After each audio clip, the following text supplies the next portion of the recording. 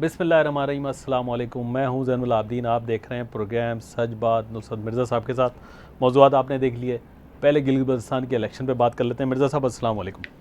وعلیکم السلام۔ دیکھیے حاجی جوہر علی صاحب ہمارے ساتھ لائن پر ہیں، اب آپ کا میں شکریہ ادا کرتا ہوں کہ آپ نے ہمیں وقت دیا۔ اب سوال یہ ہے کہ جناب محترم بلاول بھٹو صاحب وہاں موجود ہیں، اب آپ کے لیڈر جو عمران خان صاحب ہیں وہ کب تشریف لا رہے ہیں گلگت بلتستان؟ سر عمران خان صاحب کا یہاں الیکشن کے حوالے سے، الیکشن کمپین کے حوالے سے کوئی پروگرام نہیں ہے، کیونکہ یہاں چیف الیکشن کمیشن کی طرف سے جو ایس او پی جاری ہوا ہے اس کے مطابق ہمارا کوئی لیڈر وہاں وفاق میں آ کر یہاں الیکشن کمپین نہیں کرے گا۔ حالانکہ بلاول نے اس کی خلاف ورزی کر کے یہاں گلگت بلتستان تشریف لائے ہیں، ہم اس کی بھی بات کو مذمت کرتے ہیں، بلکہ ان کو بھی واپس جانا چاہیے۔ یہاں ایس او پی کے تحت کسی وفاقی عہدیدار کو یہاں آ کر کمپین کرنے کا حق حاصل نہیں ہے۔ کہ آپ حلقہ 1 گلگت 1 سے امیدوار ہیں، آپ کے سامنے پیپلز پارٹی ہے، نون لیگ ہے، تحریک اسلامی مضبوط امیدوار ہیں، آپ کے کیا چانسز ہیں اور آپ کی پارٹی کے کیا چانسز ہیں آئندہ یہ جو الیکشن ابھی ہوگا اس میں کامیابی کی؟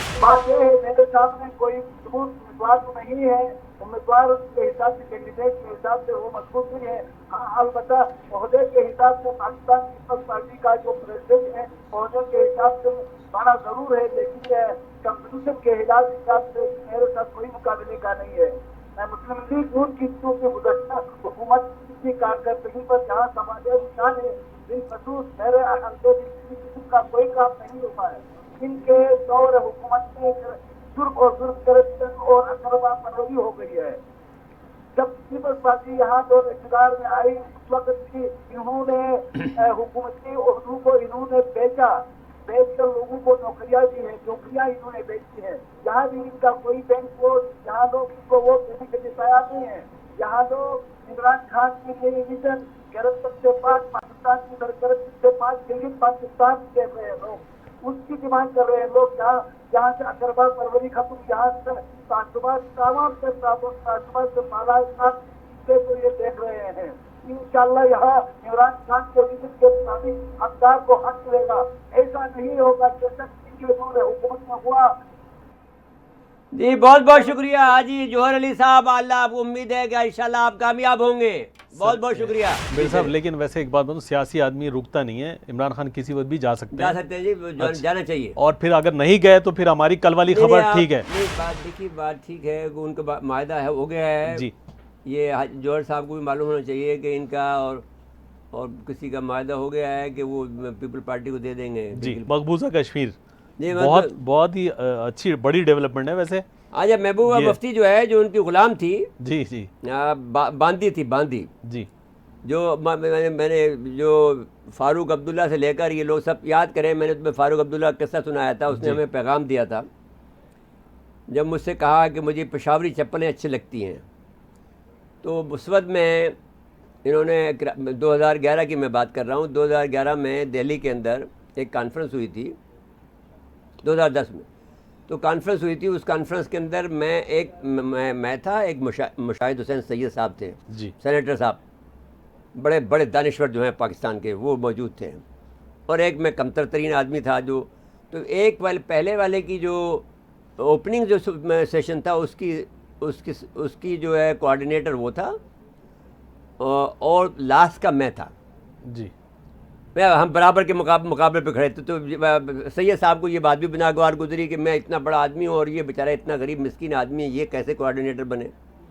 لیکن چھکا تو میں نے مارا، وہاں پر جو تالیاں پٹی، مشاہد صاحب کی جو دانشوری کی تقریر تھی وہ دھری کی دھری رہ گئی، وہ مجھے ان کا ذہن معلوم تھا ہندوؤں کا، تو میں نے وہاں پر جو چھکا لگایا تو وہ ہمارا جو سفیر صاحب تھے، شاہد ملک صاحب، وہ اتنے امپریس ہوئے کہ ایک دم دوڑے جیسے تقریب میں نے ختم کیا ہے، مجھے کہا، مجھے سلوٹ کیا اور کہا کہ صاحب آپ نے میرے پاکستان کا آپ نے بہت بڑی زبردست نمائندگی کی ہے۔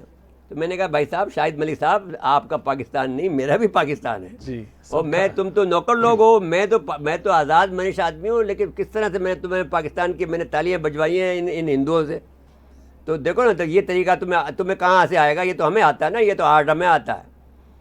تو اب اس کا بات جو میں آپ سے کہنا چاہتا ہوں، تو اس وقت یہ غلام نبی آزاد اور یہ جو فاروق عبداللہ یہ ہمارے میزبان تھے۔ تو میں اور مشاہد کی بیوی ڈشکا ایک ٹیبل پہ بیٹھے تھے، اور غلام نبی آزاد اور یہ غلام یعنی فاروق عبداللہ ہمیں کھانے کھلا رہے تھے، ہمیں اٹھ کے پیش کر رہے تھے تینوں کو۔ تو اس وقت میں فاروق عبداللہ نے مجھ سے مشاہد سے یہ کہا کہ صاحب مجھے پشاوری چپل بہت پسند ہے۔ تو مشاہد جو ایسے کاموں میں نہیں پھنستا، وہ کوئی ذمہ داری نہیں لیتا، وہ کہتے صاحب مرزا صاحب موجود ہیں، یہ کام یہ آپ کو دے سکتے ہیں۔ اچھا جی، میں وہاں جب گیا تھا تو میں وزیر خارجہ خورشید قصوری صاحب کے ایما پہ میں گیا تھا، تو میں نے کہا اچھا جی ٹھیک ہے جی، آپ کو پشاوری چپل ہم بھجوا دیں گے، تو آپ کا سائز کیا ہے وہ بتا دیجیے۔ اچھا جی، تو جب وہ آئے تو ہم نے خورشید قصوری صاحب سے کو بتایا، اس نے کہا جی بھیج دو، دے دو، کیا حرج ہے۔ پھر 2011 میں جب میں گیا واپس، تو پھر میں پشاوری چپل ان کے لیے لے گیا تھا جی، تو with the permission of the government of Pakistan, ایسا نہیں تھا کہ ایسا تو، لیکن وہ میسیج تھا کہ صاحب ہم آپ کے گریڈ میں آنا چاہتے ہیں، تو انہوں نے کہا نہیں اس پر اعتبار ہم نہیں کر سکتے ہیں، میننگ دیر بائے جی۔ لیکن آپ محبوبہ مفتی نے جب یہ بغاوت کربلا نے بغاوت کیا ہے تو ہمیں اس بات کی خوشی ہے۔ جب مجھے بریک کے لیے کہا جا رہا ہے، جی، پھر اس سے مزید بات کریں گے۔ ناظرین مختصر وقفہ ہے، وقفے کے بعد دوبارہ آتے ہیں۔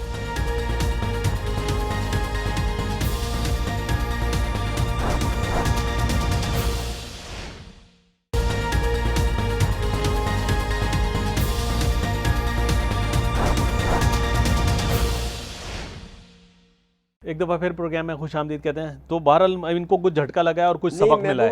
نہیں، جھٹکا نہیں لگا، ان میں ایمان آیا ہے، اور اس میں ایک تو یہ ہے کہ محبوبہ مفتی کا ایک عورت ہونے کے ناطے اس قدر ہمت کا جواب دینا، انڈیا کے نقشے کو، انڈیا کے جھنڈے کو ہٹا دینا، بھارتی میڈیا کا برہم ہونا، ان سب کو انہوں نے برداشت کر رہے ہیں، انہوں نے بغاوت کی ہے۔ اور انہوں نے ایک شرط بھی لگائی نا کہ جب تک 370 وہ خصوصی حیثیت بحال نہیں ہوتی ہے، وہ ٹھیک ہے بھائی، آپ وہ ہٹائے گا نہیں، آپ ان کا جھنڈا لگائیں گے نہیں، آپ بغاوت کریں نا، آپ کو بالکل بغاوت کا آپ کو اختیار ہے، اس لحاظ سے کہ یہ تو یہ کر ہی نہیں سکتا، آپ کا معاہدے کے تحت، یہ نہ انٹرنیشنل لاء کے تحت کر سکتا ہے، نہ انڈیا کے کانسٹیٹیوشن کے تحت کر سکتا ہے۔ یہ ان کی تو ماڑی سپریم کورٹ ہے، ایک بکی ہوئی سپریم کورٹ ہے، ایک متعصب سپریم کورٹ ہے، جو یہ فیصلہ کیسے کر سکتی ہے کہ جب ایک معاہدہ موجود ہے تو یہ فیصلہ کیسے کر سکتی ہے ان کے خلاف میں؟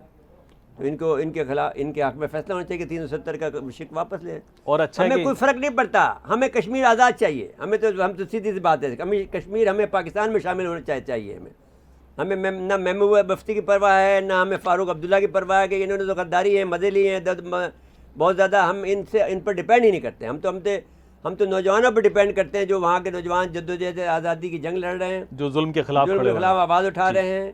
ہم خصوصی حیثیت ویسے کی پرواہ نہیں کرتے ہیں، ہم تو کہتے ہیں ہمارے پاکستان جو ہمارا نقشہ بن گیا ہے کشمیر میں، جس کو ہم نے حصہ دکھایا ہے، وہ ہمارا ہے، بس جی، کشمیر ہمارا ہے، بالکل، کشمیر پاکستان کا ہے، ہمیں کسی نہ فاروق عبداللہ کی پرواہ ہے، نہ کسی محبوبہ مفتی کی پرواہ ہے۔ اگر یہ لوگ اپنے آپ کو مسلمان ثابت کرنا چاہتے ہیں اور اپنے گناہوں کو دھونا چاہتے ہیں، جو ظلم انہوں نے کیے ہیں انڈیا کا ساتھ دینے کے بعد میں، تو اگر وہ جانے تھے اپنی جانوں کے نذرانے پیش کریں۔ اب یہ وقت نہیں ہے کہ آپ نے جھنڈا اتار دیا، فلانا کر دیا، یہ جانوں کے نذرانے دینے کا وقت ہے بھائی صاحب۔ خاتون محترم، اگر آپ نے کیا ہے ہم اس کو سراہتے ہیں، لیکن آج سے بھی آگے بڑھو اور آپ کہو کہ میں سینے پہ گولیاں کھاؤں گی، تو اور جب تک گولیاں نہیں کھاؤ گی، نہ آپ کی جنریشن، آپ کی جو بیٹی روتی پھر رہی تھی، بہت اچھی انگریزی بولتی ہے، ہماری بیٹی ہے وہ بھی، تو لیکن یہ ہے کہ جب تک آپ سینے میں گولیاں نہیں کھاؤ گے یہ کام نہیں ہو سکتا۔ ابھی آپ کو دوسری بات یہ ہے، چلے صاحب یہ سوڈان، کشمیر ہمارا ہے، جاؤ، پاکستان کا حصہ ہے ہمارا۔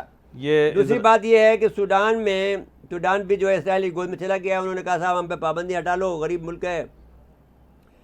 اب یہ لوگ اس وقت وہ زمانہ دجال کا زمانہ آ گیا ہے زین صاحب، جس میں زبردستی وہ دجال نہیں فون ملایا، دجال نے فون پہ بات کروائی، جی ہاں، ان سے بات کی، پھر ان سے بات کروائی۔ اچھا جی، اب بات یہ ہے کہ اب ان کو ٹرمپ صاحب کا مشرق تبدیل کرنے کا منصوبہ ہے، مصر نے خیر مقدم کیا ہے۔ مصر تو ہمیشہ غداری کا جو سب سے بڑا جو اس وقت مرکز ہے وہ مصر ہے، اور مصر نے ہمیشہ غداری کی ہے، اور اپنے آپ کو جو ہے دنیا بھر کا جو ہے مسلمانوں کا رہنما سمجھتا ہے۔ ہم سے بھی ایک دفعہ مذاق کیا اس نے کہ صاحب ایسا معلوم ہوتا ہے کہ اسلام جو ہے 1947 میں نے جنم لیا ہے، تو جب ہم اسلام کی باتیں کر رہے تھے، ہم اسلام کا قلعہ کہتے ہیں ہم ظاہر پاکستان کو، تو پاکستان کا ہم نے یہ بات کہی آپ سے، کل بھی ہم کہنا چاہتے تھے، آج بھی ہم یہ کہنا چاہتے تھے. دیکھیے رسول اکرم صلی اللہ علیہ وسلم کی ہم امت ہیں. ہمارے رسول اکرم صلی اللہ علیہ وسلم سب سے افضل نبی ہیں، سب سے افضل رسول ہیں، سارے نبیوں کے امام ہیں. اور ہماری قرآن مجید جو ہے واحد کتاب ہے جو کہ آج بھی زندہ جاوید ہے اور آج بھی اپنی صحیح حالت میں موجود ہے. کوئی بھی آسمانی کتاب زبور نہ توریت نہ انجیل اپنی اصل حالت میں موجود نہیں ہے. اس سے پہلے جو صحیفے آئے تھے تو وہ تو موجود نہیں، کسی حالت کوئی موجود نہیں ہے. یہ لوگ اصل حالت میں موجود نہیں ہیں. انجیل کو یہ بائبل کہتے ہیں. بتائیے کہاں انجیل کہاں بائبل؟ تو اب مسئلہ یہ ہے کہ صرف قرآن جو ہے وہ موجود ہے. تو سب سے افضل کتاب، سب سے بڑی کتاب، سب سے مقدس کتاب قرآن مجید ہے. سب سے اعلیٰ جو نبی ہمارا نبی ہے، اعلیٰ افضل، اور اس کے سب سے بڑی امت مسلمان امت ہے. تو اب مسلمانوں کا یہ فرض ہے کہ وہ دنیا کی امامت کا جو ہے وہ فرض ادا کریں جو علامہ اقبال نے اپنے اشعار میں کہا ہے کہ آپ کو دنیا کی امامت کرنی ہے تو جو لیڈرشپ کرنی ہے. امامت سے مراد یہ ہے کہ دنیا کے لیڈر پاکستان کو بننا ہے. تو اس کے لیے آپ کو، جس کے لیے حضرت موسیٰ علیہ السلام نے یہ درخواست کی اللہ میاں سے کہ اللہ میاں مجھے اس رسول اکرم صلی اللہ علیہ وسلم کی امت بنا دے جس پر تو نے اتنی مہربانیاں کی ہیں. 12 مہربانیوں کا ذکر کیا ہے. اس نے یہ مانگا. حضرت موسیٰ علیہ السلام نے کہا کہ صاحب آپ جو ہے ان کا جو ہوگا صدقہ خیرات بھی جو ہے ان لوگوں کو اجازت دی ہے. آپ نے جو ہے ان کے جب وہ سوچیں گے کہ صاحب آپ نے نیک کام کیا ہے، نیک کام کرنے کا ارادے کا سوچیں گے تو ایک نیک کی لکھی جائے گی، اور اگر وہ برائی کا سوچیں گے تو کچھ بھی نہیں لکھا جائے گا. جب تک وہ برائی نہ کر لے تو پھر ایک گناہ لکھا جائے گا. تو وہاں پہلے ایسا نہیں ہوتا تھا. تو یہ ہماری امت کے پر، رسول اکرم صلی اللہ علیہ وسلم کی امت پر یہ انہوں نے ہر دفعہ یہ جواب دیا ہے، موسیٰ یہ تو یہ تو محمد کی امت کا، صلی اللہ علیہ وسلم کی امت کے لیے رہا ہے یہ. تو پھر انہوں نے یہ فرمایا، وہ خواہش کی کہ میں کاش ان کی امت میں ہوتا. تو ایسی امت کے لوگ ہیں ہم کہ ایسے نبی کی امت کے لوگ ہیں کہ جو افضل ترین ہیں اور افضل ترین ہم قوم ہیں. تو اگر کسی کے اندر فخر ہو سکتا ہے، جس کے پاس جو جھنڈا ہے لیڈرشپ کا وہ مسلمانوں کے پاس ہے، اور مسلمانوں کے پاس بھی سب سے زیادہ یا تو ترکی کے پاس ہو سکتا ہے یا پاکستان کے پاس ہو سکتا ہے یا ایران کے پاس ہو سکتا ہے. تو اگر اس میں دیکھا جائے تو ایٹمی طاقت ہمیں جو اللہ تعالیٰ نے ہمیں دی ہے، مملکت خدا داد ہمیں جو اللہ تعالیٰ نے ہمیں بنایا ہے، تو سارا چیزیں ہمارے پاس ہیں. تو ہم ترکی سے بھی بہتر ہیں. اور اگر ترکی کی بات کی جائے تو ساری ترکی نسل مغل ہم لوگ موجود ہیں. یہ نیازی بھی ترکی نسل ہے، اور جو بہت سے لوگ ترکی نسل لوگ جو یہاں بیٹھے ہوئے ہیں سارے یہاں بیٹھے ہوئے ہیں. تو ترکی کے لوگ بھی بیٹھے ہوئے ہیں، ایرانی نسل کے لوگ بھی یہاں بیٹھے ہوئے ہیں، یہاں عربی نسل کے لوگ بھی بیٹھے ہیں. سارے سید جو ہمارے بیٹھے ہیں یہاں سارے عربی نسل کے لوگ ہیں. تو یہ ساری جگہ کا منبع ہے، یہ مرکز ہے یہ پاکستان، اور یہاں سے یہ اسلام اٹھے گا، اور یہی وہی جگہ ہے جو دجال کا مقابلہ کرے گا. ہمیں اس کا اعلان کر دینا چاہیے. ہمیں ہم اپنے چیف آرمی صاحب سے کہتے ہیں کہ آپ کو یہ قدم اٹھا لینا چاہیے. اللہ تعالیٰ آپ کی نیکیوں میں، آپ کے درجات میں، آپ کے بڑا آپ کا درجہ بنائے گا. جی چلیں. اور رکاوٹیں ساری دور ہو جائیں گی اگر ہمت کریں تو. اچھا مرزا صاحب آ جائیں. ابھی آپ نے ایک نیازی صاحب کا ذکر کر رہے تھے، یہ مہنگائی والا جو معاملہ ہے نا. بات یہ ہے کہ ذہن میں بہت سی باتیں کے بعد اب میں تمہیں بہت سی باتیں اب ہمیں پالیسی بدل دینی چاہیے. جی یہ ٹھیک ہے کہ ہم اب عوامی بات کر رہے ہیں، لیکن ایک بات یاد رکھیں کہ اس آدمی نے جو نواز شریف تھا اور زرداری تھا، ان دونوں نے کیا حرکت کی ہے کہ آرٹیفیشل طور پر جو ہے وہ اس مہنگائی کو روکے رکھا. اب اس کی غلطی یہ ہے کہ یہ اس کو تجربہ نہیں ہے، یہ بھی ایک غلطی ہے. لیکن بہرحال یہ ہے کہ کم سے کم اس کو یہ ٹھیک کرنے کی کوشش کر رہا ہے. اب جو نالائقوں کے ساتھ کر رہا ہے جیسے بھی کر رہا ہے، لیکن ان کے ساتھ ان کو یہ ہے کہ جیسے کہ وہ دورے کرتے تھے سارے. آپ کو یاد ہوگا کہ ان کا ہر وزیر جو ہے ہر وقت جو ہے مکہ کے دورے کر رہا ہے، ہر جگہ جا کر سرکاری طور پہ جہاز لے جا رہا ہے. نواز شریف صاحب ہر دوسرے دن بھاگے پھرتے تھے. تو اب وہ کام تو نہیں ہو رہا. تو بچت تو ہو رہی ہے. دوسری بات جو ہو رہی ہے وہی ہو رہی ہے، ان کو سب کو پاکستان میں بھی نہیں جانے دیتا، اس کو وہاں پہ دفتروں میں بٹھا کے رکھا ہوا اس نے. تو بہت سے کام یہ ٹھیک کر رہا ہے، جس طرح سے بھی کر سکتا ہے کرنے کی کوشش کر رہا. تو اب مہربانی کر کے ایک پوزیشن ہم لے لیں کہ ہمیں وقتی طور پر. میں ایک دوسری بات بھی کہنا چاہتا ہوں آپ سے. میں یہ کہنا چاہتا ہوں کہ یہ سارا جو اس وقت جو ان کے پاس پیسہ آیا ہے، کبھی بھی نواز شریف اپنے پیسوں سے خرچ نہیں کرتا ہے. یاد رکھیں، یہ جو جب جلسوں پہ خرچہ ہو رہا ہے جی یہ سارا باہر سے آیا. یہ جب پہلا IGI بنی ہے تو پیسے آئے تھے سعودی عرب سے. یعنی پیپل پارٹی کو ہرانے کے لیے، جس پر وہ ایک ایئر مارشل صاحب اظہر خان، وہ تو بہت اچھے آدمی ہیں لیکن بالکل نالائق آدمی تھے وہ بھی، ان کو پتہ ہی نہیں تھا کہ پاور پالیٹکس کیا ہوتی ہے. وہ آئے سعودی عرب سے آئے تھے، وہ بانٹے گئے تھے. تو بھئی آپ کا اس سے کیا تعلق ہے؟ اس پر کیس کر دیا انہوں نے، ان کو پتہ ہی نہیں تھا نالائق آدمی کو کیا مسئلہ کیا ہے اس بات کا. تو اس کے بعد میں اگر وہ پیسے آ گئے انہوں نے بانٹ دیے تو کیا ہو گیا اس میں؟ نواز شریف کو بھی 4 کروڑ ملے تھے. میرے صاحب سب کچھ. اچھا میری بات سن لیجیے، آپ میری بات سے ابھی جو سزا اس کو مل رہی ہے وہ یہ بات کی مل رہی ہے کہ اس نے اسرائیل کو تسلیم کرنے سے انکار کیا، اس نے سعودی عرب کی بات ماننے سے انکار کیا. تو ہم اس وقت ہمیں ساتھ دینا پڑے گا آپ کو. زین صاحب بالکل ٹھیک ہے، ٹھیک ہے، بالکل آپ مہربانی کریں، آپ نے ہماری پالیسی کو آج بدلیں. آج ہمیں عمران کا ساتھ اس وقت دینا ہے. لیکن ان کے برار میں رزاق داؤد ہوں گے تو ٹھیک ہے، وہ اس کی ہم مخالفت کریں گے، اس کو ہم سمجھا دیں گے کہ یہ عمران خان کو آپ سمجھانے والا آپ بجائے تنقید کی بجائے عمران خان کو ہم آج اون کرتے ہیں، تجاویز دیتے ہیں، آج اون کرتے ہیں اور اس کو اچھی تجاویز ہم دیں گے. جی ٹھیک ہو گیا؟ آپ اس سے ایگری کر رہے ہیں؟ بالکل ٹھیک ہے. اچھا جی ہو گیا. جی ہم نے یہ پالیسی آج وضع کر دی ہے ہماری سچ بات کی کہ ہم آج سے عمران خان کی اس لیے حمایت کریں گے، وہ جو ہم نے وجہ بتائی کہ ایک تو اسرائیل کی وجہ سے کہ اسرائیل کو ایسے بہادری کا کام کیا جو کوئی اور مرد اور نہیں کر سکتا تھا. نواز شریف تو کر ہی نہیں سکتا تھا، زرداری نہیں کر سکتا تھا. تو یہ بات. دوسرا یہ کہ ان کا جو ان کا بادشاہ کا نظام توڑا ہے، وہ بادشاہ بننا چاہتا تھا. ہمیں بادشاہ نہیں چاہیے بھائی. جی تو اب بات مجھے پھر بریک کے لیے کہا جا رہا ہے. بریک کے بعد چلیے. جی ناظرین مختصر وقفہ ہے، وقفے کے بعد دوبارہ آتے ہیں.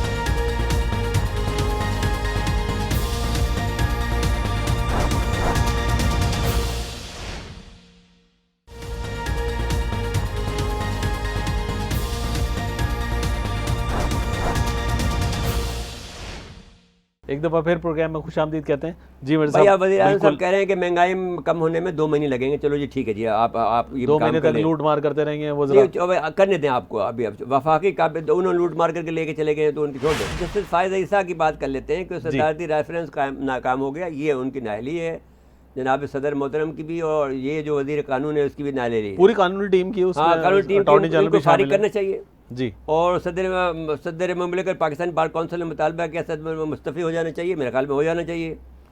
اور پورا جو ان کا جو یہ بات بھی آپ کی ہے کہ ہم اس میں ترمیم تھوڑی سی یہ کرتے ہیں کہ جو نالائق جو وزیر ہیں ان کو اب نکال دینا چاہیے.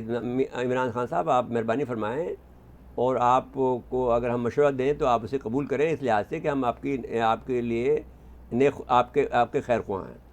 دوسری بات ہم یہ کہنا چاہتے ہیں کہ جو نواز شریف کا بیانیہ ہے وہ اتنا تباہ کن ہے جی کہ پی ڈی ایم بالکل ناکام ہو جائے گی، اس لحاظ سے کہ کوئی بھی فوج کے خلاف نہیں جائے گا. بھائی ہماری فوج ہے، ہمارے بچے ہیں، ہمارا دل و جگر ہیں جو ہمارے لیے قربانی دیتے ہیں. روز تم مرتے ہو، تم تو جا کے وہاں عیاشی کرتے ہو، اپنے لنڈن میں بیٹھ کے تقریریں کرتے ہو، کھا گئے ہو تمہیں لوٹ مار کے. تم ایک لوہار کی اولاد ہو. تمہارے پاس کیا چیز آئی تھی؟ ہمارے پاس بٹی کے ڈھوکتے تھے، تم جو بھو کر کے ڈھوکتے تھے. بدعنوانی کے پیسے سے وہاں فلیٹ خریدتے اور اتنے ریکارڈ تمہارے پاس، اتنے ثبوت تمہارے خلاف ہیں. تمہارے بیٹوں کے، تمہاری بیٹیوں کے جھوٹے بیانات موجود ہیں، اور اب تم جا کے شہزادی بنانا چاہتے ہو اپنی بیٹی کو. اور بھائی ہم لاہوریوں کو تو بنا سکتے ہیں. لاہوری تو ہمارے دل کی ہماری شان ہے، ہماری آن ہے، ہماری بان ہے. لاہور کے لوگ جو ہیں، لاہور کے لوگ تو ایسے لوگ ہیں جن کے لیے نغمے گائے گئے. زندہ دلانے لاہور کہتے ہیں، زندہ دلانے لاہور مشہور ہیں جی. لیکن لوہار کو نہیں مانیں گے ہم. This is the difference between the Lahore and Lahori. Lohari ji. ہاں تو ہم لوہار کو ہم اپنا بادشاہ نہیں بنائیں گے. بادشاہ بنیں گے تو ہم بنیں گے، ہم مغل شہزادے ہیں. چلو جی اب بات کو معاف کریں. عمران خان نے جو غلطیاں کر رہے ہیں وہ بھائی ایسی دیکھو، یہ چھوٹی چھوٹی تھوڑا دل بڑا کرو. یہ آپ نے ہم اسٹیبلشمنٹ سے بھی کہہ رہے ہیں کہ ہمارے جو صحافی لوگ جو ہیں چھوٹی موٹی حرکت کرتے ہیں، ان کو آپ معاف کر دیا کرو. یہ بچے لوگ ہیں، چھوٹا موٹا حرکت کرتے رہتے ہیں، جانے دو ان کو. بھائی آپ بڑے لوگ ہیں، آپ کو کوئی ایسا بڑا مسئلہ کچھ نہیں ہوگا. پیپلز پارٹی کے بارے میں بتائیں نا کہ وہ تھوڑا فاصلہ رکھنا چاہ رہے ہیں. نہیں تو پیپل پارٹی بہت عقل مند ہے، اور پیپل پارٹی ان سے ڈسے گی نہیں. ہاں وہ سیاسی جماعت تو وہی ہے نا، جماعت وہی ہے. اس نے انہوں نے اتنی مار کھائی ہے، اتنے کیے ہیں، وہ سب باتیں ان کو سمجھتی ہے جی. چاہے ایون زرداری جیسا آدمی کیوں نہ ہو جو کہ بیچ کے کھا گیا ہے، ہم لانچوں سے پیسے بھیجے ہیں، لیکن اس کے باوجود بھی وہ وائز لوگ ہیں. ان کے اندر کم سے کم بہت زیادہ، ان میں بہت زیادہ سمجھ بوجھ آئے گی کہ بھئی اسٹیبلشمنٹ کے بغیر ہم نہیں چل سکتے. اور وہ اسٹیبلشمنٹ پاکستان کی حمایت کرتی ہے، اور تو کوئی بات نہیں کرتی ہے. اب ان کی بات یہ ضرور کہا، اس پر سوال ہو سکتا ہے کہ ان کے ان کی ذہنی سطح کیا ہے جو آدمی سوچ رہا ہے. جی ان کی ذہنی سطح کے اندر ان کو ہم یہ مشورہ دیں گے کہ بھئی آپ کو مشاورت میں آپ کی مشاورت کے لیول کو بڑھائیں. آپ صرف ایک پوائنٹ پہ اٹک نہیں جائیں. آپ کو بہت سی باتیں باٹل نیک نہیں پتہ ہوتی ہیں. آپ کو ایک رستہ پتہ ہے. مثال کے طور پر میں ایک بات کو ختم کرنا چاہتا ہوں. دیکھیے جس وقت D G I S I تھے مسٹر میجر جنرل جو ہمارے دوست تھے حمید گل صاحب, جی انہوں نے مجھ سے کہا کہ مرزا صاحب جو آپ اتنا غصے ہو رہے ہیں ایم کیو ایم کے اوپر, وہ ہمارا بلاکیٹ کر دیں گے. میں نے ان سے کہا کیا بلاکیٹ کر دیں گے؟ کہنے کا جو سامان جاتا ہے کراچی سے تو وایا لیاقت آباد جاتا ہے, وہ سارا لیاقت آباد بند کر دیں گے, سامان تو نہیں جا سکے گا. تو میں نے ان کو کہا کہ پھر آپ کو کراچی کے بارے میں علم نہیں ہے. پھر میں نے تو انہوں نے کہا تو پھر کیا طریقہ ہوگا؟ تو میں نے ان کو بتایا کہ کورنگی سے آپ اس کو نکال دیں, اور کورنگی نکال کر آپ کو آپ کو سپر ہائی وے پہ آدمی آپ کو مل جائے گا. تو اس میں لیاقت آباد بھی پار ہو جائے گا اور آپ کا فیڈرل بھی ایریا بھی پار ہو جائے گا. آپ کو وہاں پر آپ کو مل جائے گا.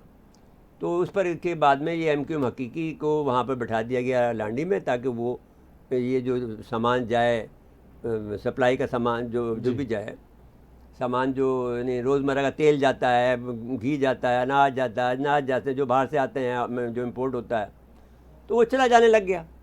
تو اس پر آفاق کو بھی ہمارا شکر گزار ہونا چاہیے کہ بھئی ہم نے ان کو بٹھوا دیا وہاں پر.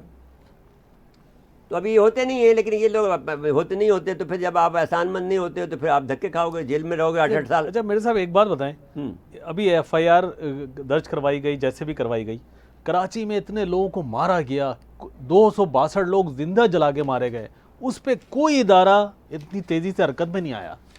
یہ ایک المیہ ہے. نہیں یہ اس کی یہ عمران خان کی نے جو یوں کہا تھا نا کہ منہ کر کے یوں کہا تھا نا, یہ اس کا نتیجہ ہے. بھائی ایسا نہیں کرنا چاہیے. ایک چھٹ بھیا آدمی ہے, وہ کرکٹ کا انداز ہے. مجھے بتائیے, دیکھیے کرکٹ ٹیم میں ایسا مجھے ہوتا ایک ہے, بتائیے کیپٹن صفدر کی کیا حیثیت ہے؟ مجھے بتا کہ بیوی نے اس کو اپنی گاڑی سے اتار دیا, آپ نے اس کو ہیرو بنا دیا. اب بتائیے کیا آپ کو اندازہ نہیں ہے کہ ایک زمانے میں بہت زیادہ آپ لوگ پریشان تھے ایک آدمی کے لیے کہ صاحب وہ ہمیں بہت تنگ کر رہا ہے. کسی نے ہم سے پوچھا کہ صاحب اس کا کیا حال ہے, ہم نے ان سے کہا بھائی اس کو نظر انداز کر دو, یہ اس میں یہ خوبی ہے کہ اپنے پیر پہ خود کلاڑی مارے گا. تو بھائی کسی سے بڑے سے پوچھ لیا کرو خدا کے واسطے کہ تمہیں اس وقت میں کیا عمل کرنا چاہیے, تمہیں بتا دے گا راستہ جس میں تمہارا آنچ بھی نہیں آئے گی اور تمہارا نام بھی نہیں آئے گا. تو ہم بہت سے راستے ہیں. تو 2 راستے تو میں نے ابھی بتائے آپ کو کہ صاحب آپ کا ڈی جی ایسا ہے کو یہ نہیں پتا تھا کہ کراچی کا راستہ صرف میں لیاقت آباد جاتا ہے, اور بھائی تو اور پھر اس کے بعد میں آپ نے تو 10 راستے بھی بنا دیے, لیاری ایکسپریس بنا دیا, فلانا بنایا, وہ سارا اسی کا نتیجہ ہے. تو آپ خام خواہ ایک بیکار کی باتیں کرتے ہیں. اور پھر دوسری بات یہ کہ ان کو دشمن مت سمجھے. لیاقت آباد کے لوگ رہنے والے لوگ جو ہیں یہ بہت اچھے لوگ ہیں, نیک لوگ ہیں. یہ پاکستان کو انہوں نے بنایا ہے, پاکستان کو یہ لوگ قائم رکھنے کے لیے اپنی جانیں قربان کر دیں گے. آپ کو ان کو آزما کے دیکھیں, لیکن آپ کو لیڈرشپ جو ہے وہ کسی کالیے کے ہاتھ میں مت دے دے جو انڈیا کا ایجنٹ ہو رہا کا, وہ آپ خود دیتے ہیں ان کو. بتائیے. اور جب میں رو رہا ہوں, قسمیں کھا رہا ہوں, قرآن مجید کو حلف اٹھا رہا ہوں, آپ کے D G I S I کے سامنے کہتا ہوں کہ میں حلف اٹھانے کو تیار ہوں, آپ کے چیف آف آرمی صاحب کے سامنے کہہ کے ہاتھ حلف اٹھانے کو کہا کہ تو وہ کوئی آدمی میری بات ماننے کو تیار نہیں تھا. 1988 کی بات کر رہا ہوں. کوئی آدمی یہ کہنے کو تیار نہیں تھا کہ صاحب میں نے کہا یہ کو کہتے تھے صاحب مہاجر کوئی غدار نہیں ہو سکتا. میں نے کہا بھائی غدار کوئی بھی ہو سکتا ہے. اب ہو گیا نا ایک پنجابی غدار ہو گیا نا نواز شریف, جس کی اس کو اب کوئی آدمی اس کو غدار نہیں کہے گا, اس لیے نہیں کہے گا وہ پنجاب کا رہنے والا ہے. آپ مہاجر کو تو کہہ دیں گے غدار, لیکن آپ پنجابی کو کیسے کہیں غدار؟ بالکل ٹھیک. آپ کسی سندھی کو غدار نہیں کہہ سکتے, اس لیے کہ وہ وہی سند و سوائل ہے. بالکل یہ فرق ہے. بہرحال وقت ختم ہوا پروگرام کا. ناظرین آج کے لیے اتنا ہی. آئندہ پروگرام تک کے لیے اجازت چاہتے ہیں. اللہ حافظ.